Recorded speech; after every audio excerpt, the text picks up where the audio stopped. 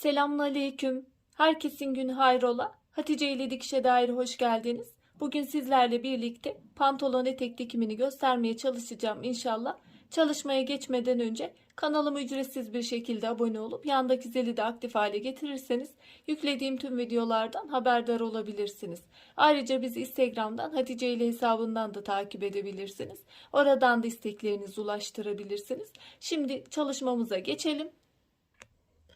Kumaş olarak bürümcük kumaşım var. Çiften 160 santim eninde ve tek boy olarak kullanacağım.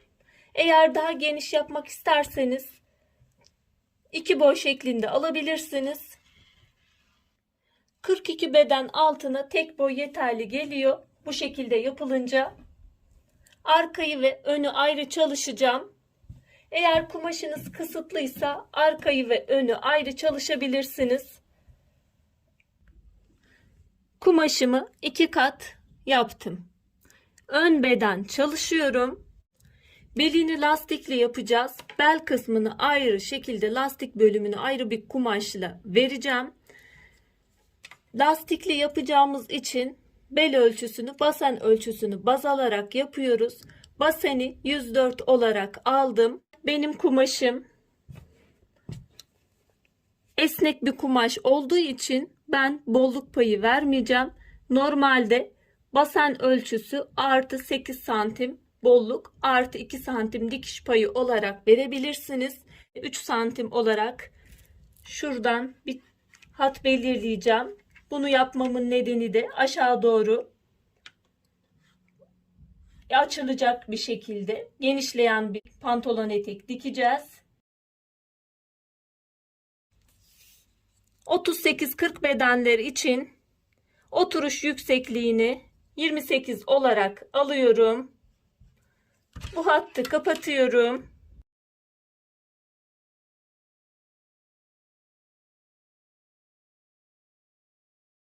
Beli lastikli yapacağımız için basen ölçüsünü baz alıyoruz. Ben baseni 104 aldım. 4'e böldüm 26. Bunu normalde ben esnek bir kumaşla çalıştığım için bayağı bir esniyor kumaşım. Bu şekilde kumaşınız varsa bu şekilde çalışabilirsiniz. Eğer kumaşınız dokuma kumaş hiç esnemiyorsa ona göre bolluk payını vermeniz gerekiyor. Bolluk payı vermeyeceğim. Ön oyuntu için 5,5 santim aldım. Oyuntuyu da belirledikten sonra basen ölçümüzle beli lastikli olduğu için basen ölçümüz ne kadar ise bel ölçümüz de o kadar oluyor.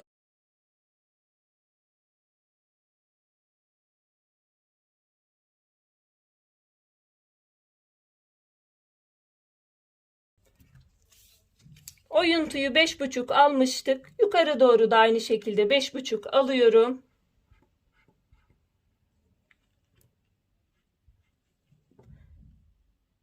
Ve yuvarlama yapıyorum. Ve aşağı doğru bu çizgi hattı belirlemiştim. Buradan aşağı doğru şu şekilde göstereyim. Etek ucuna doğru bir sıfırlama yapıyorum. 3 santim bir genişleme yaptım.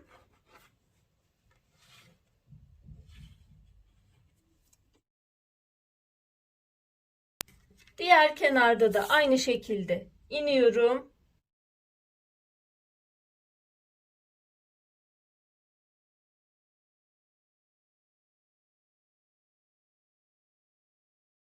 Ayrıca bel kısmında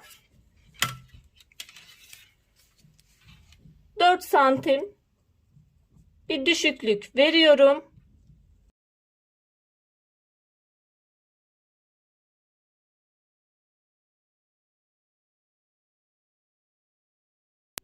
Şimdi kesime geçebiliriz.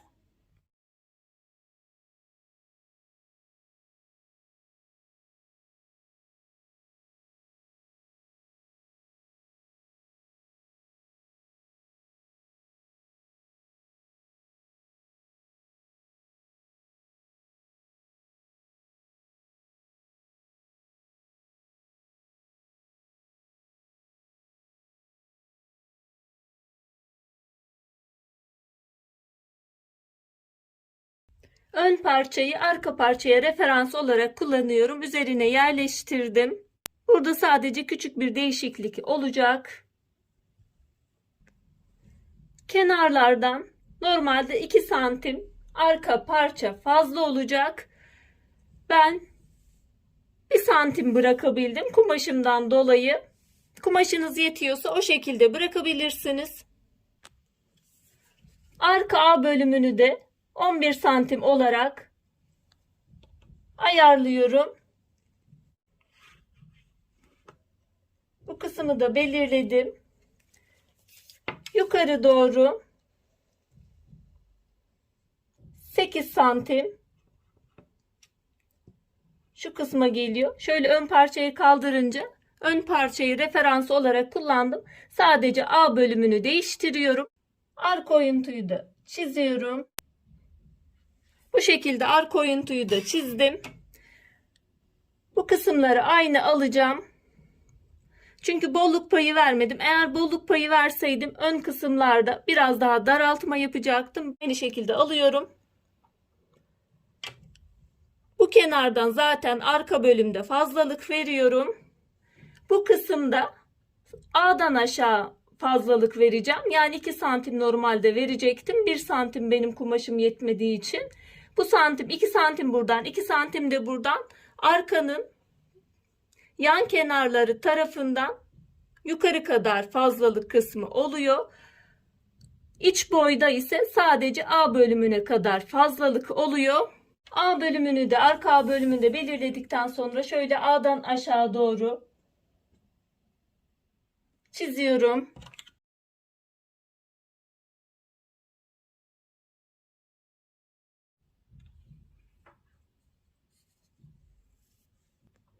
Çizdiğim hatları kesiyorum.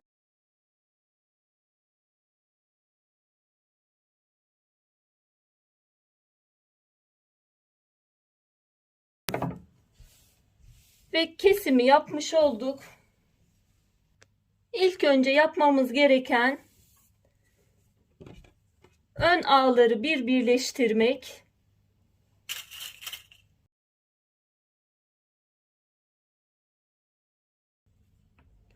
Arka ağları birleştiriyoruz.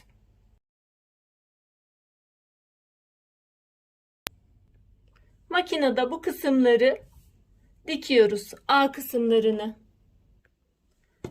A birleşimlerini yaptım. Overlock'la da temizledik. Şimdi yüzü yüzüne bakacak şekilde yerleştiriyorum.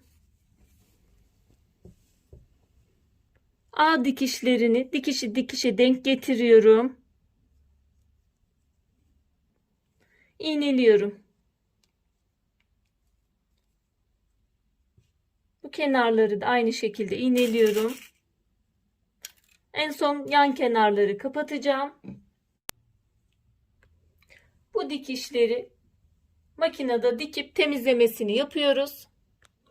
Bu dikişleri de aynı şekilde yapıp overlock'la temizledikten sonra şimdi yan kenarların dikişine geçiyoruz.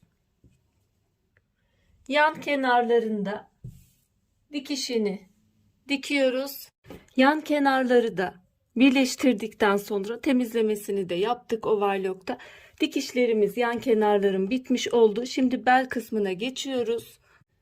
Bel kemerini ayarlıyoruz. Bel kemerinin ölçüsünü de lastiğimize göre ayarlama yapıyoruz. İçinden rahat bir şekilde lastik geçecek kadar bir kanal, tünel yapacağız. Şu şekilde yerleştiriyorum. Overlock dikişiyle lastiğimi bu şekilde geçireceğim.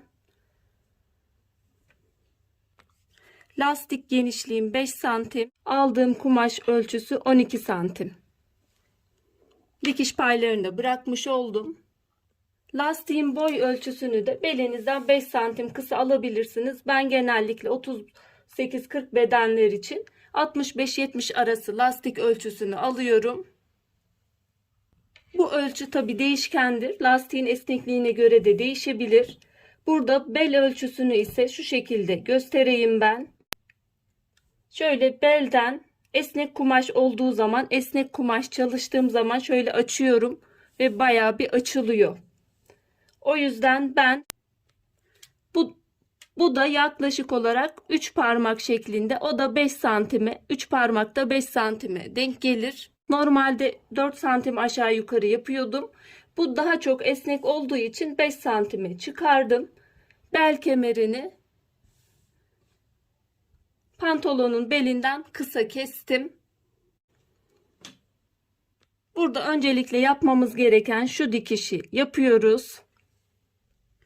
Pantolonumuz dikişli olduğu için dört bir kenarında işaret var. Burada da dört bir kenarını işaret aldım. Bunu yapmamın nedeni de dengeli bir şekilde yerleştirmek için. Çünkü kısa kestik kemer bölümünü. Yan dikişi de kapattıktan sonra şu şekilde yapıyoruz. Lastiği sonra geçireceğim. Önce kumaşı birleştireceğim. Dikişli kısmı orta kısma yerleştiriyorum. Denk getiriyorum. Dikişi dikişe iniliyorum.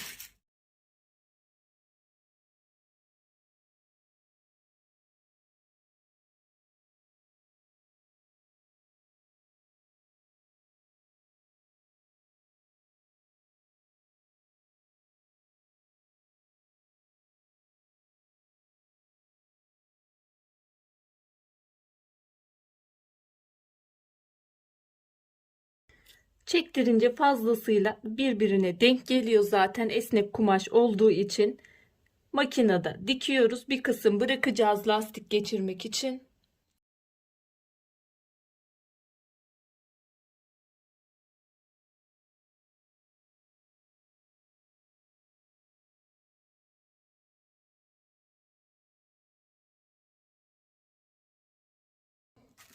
Bir kısım geçirmek için bırakıyorum. Dikmediğimiz kısımdan lastiğimizi geçiriyoruz. Sonra lastik dikildikten sonra o kısmı da kapatacağız. Lastiği geçirdikten sonra şu şekilde yerleştiriyoruz. 2 dikiş. Buradan ve buradan 2 dikiş yapıyorum. 2 dikiş yaptım pekiştirerek. Şimdi içeri yerleştiriyorum. Lastik geçirmek için boş bıraktığımız kısmı da dikişini yapıyoruz. Geçirmek için bıraktığımız kısmı da diktik. Giyerken rahatlık sağlaması için, lastiğin içeriden dönmemesi için ortadan bir dikiş gidiyorum. Ayrıca ben bazen ön kısımlarda lastik kısmını, büzgü kısmını çok bırakmıyorum. Genellikle büzgü kısmını arka kısma veriyorum. Lastik güzel esnekse ön kısımda büzgüsüz bırakıyorum. Sanki arkası sadece lastikliymiş gibi giyildiği zaman şu şekilde düz bir şekilde duracak. Bu tarz esnek kumaşlarda bunu rahatlıkla yapabilirsiniz. Lastiğin aynı şekilde açılabilmesi için ve dikişin kopmaması için bu şekilde lastiği çektirerek dikiyoruz. Bel kısmının orta dikişi de bitti. Bel kısmımız bitmiş oldu. Arkaya daha çok büzgü verildi. Ön kısmı büzgüsüz bırakmış olduk neredeyse. Şimdi paça kısmına geçiyoruz. Overlock çektim, temizledim. Kumaşınıza göre isterseniz normalde hep ben şu şekilde 3-4 santim şeklinde alıyordum. Bir kere kıvırıyorum. 4 santim şeklinde, 3 santim şeklinde alıyorum. Bir daha yapıyordum. Bu şekilde de yapabilirsiniz. Ben genellikle normalde bu şekilde yapıyorum. Şimdi overlock çekip tek bir şekilde katlayacağım.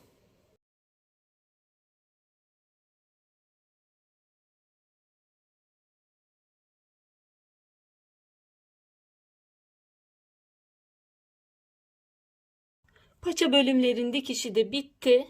Şu şekilde çalışmayı bitirdim. Şöyle benim tam boyum 100 santim olarak ayarlamıştım zaten. Dikiş paylarıyla birlikte 100 almıştım. Beli ekleme yapınca dikiş paylarıyla çıkmış oldu ve 100 santim kalmış oldu. Pantolonumuzun son şekli bu şekilde. Ben çiften kumaş kullanarak tek boydan yaptım. 42 beden altına tek boy yeterli geliyor. Ama daha da geniş. Ben daha önce başka bir çalışma yapmıştım. Onda 2 boy kumaş kullanmıştım. Çiften kumaş olsa dahi. O daha tam bir pantolon etek, yani etek görünümünde olan bir pantolon şeklini almıştı. Bunu o şekilde yapmak isterseniz 2 boy kumaş almanız gerekiyor. Umarım faydalı bir çalışma olmuştur. Yapmak isteyen, denemek isteyen arkadaşlara kolaylıklar diliyorum. Allah'a emanet olun. Hoşça kalın, sağlıcakla kalın.